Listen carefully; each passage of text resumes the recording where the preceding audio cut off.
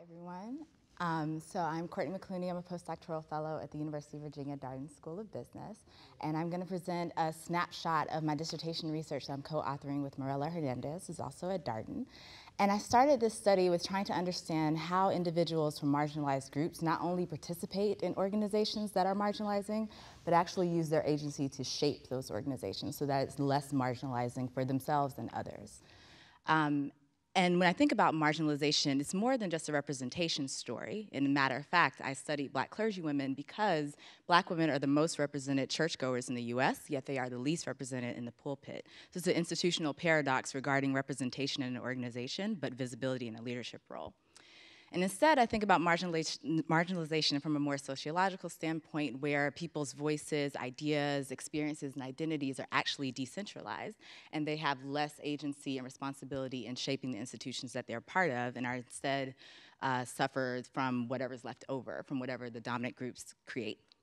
And a lot of our research and management that Ashley Rosette and others have studied with Black women tend to focus on the different ways that they can enact agency within marginalizing institutions. But very little has explored the ways in which they can use that same agency to shape their institutions.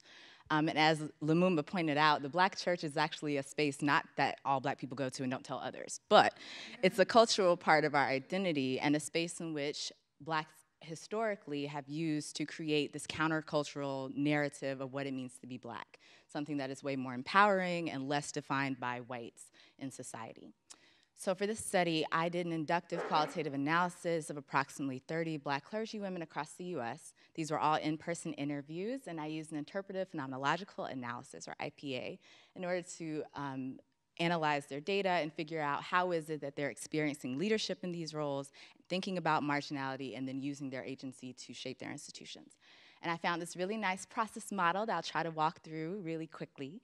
And we can think of it as starting with a calling, and in this sense, I mean the actual calling that comes from religious leadership, where these women felt called by God to pursue leadership in a Christian Protestant church. And from that calling, a lot of these women then recognized or experienced the multiple ways that their identity as a Black woman is marginalized in the church. This can be at the structural level, where my denomination does not ordain women, so I have to think about moving denominations.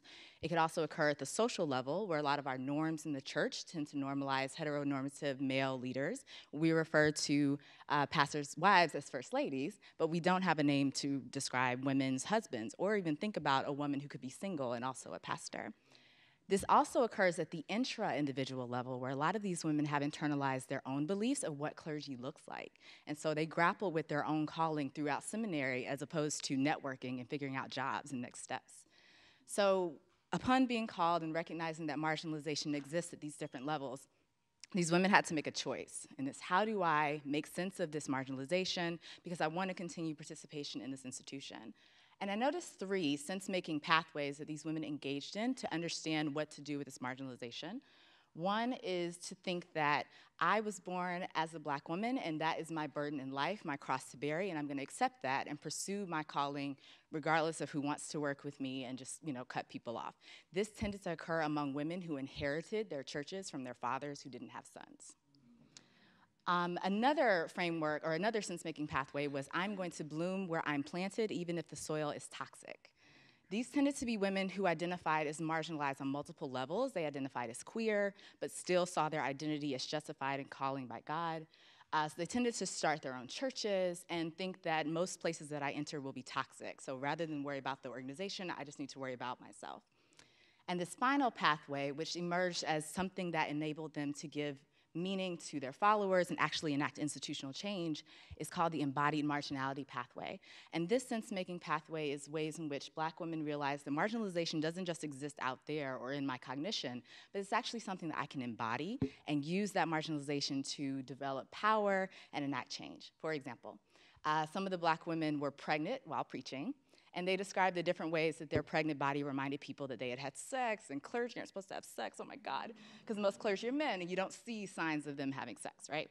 But instead, they said, you know what, I'm pregnant, and through being pregnant, I can better identify with Mary, who if she weren't pregnant, we wouldn't have a faith. And look at me, I'm actually closer to God and I'm changing your narrative about what it means to be clergy here. So they're actually using their own embodied marginality to change how we interpret the Bible, to change the practices that we have in churches, talk about sexual assault and violence, and that is an actual sense-giving pathway that they can enact change to those same organizational norms that created marginalization in the first place. So to finish up really quickly, when we study race in workplaces and race work and leadership, we want to make sure that we're thinking about marginalization not just as a deficit, but as a space where we can enact power and change, particularly with leadership practices, processes, and structures. Thank you, and Wakanda forever.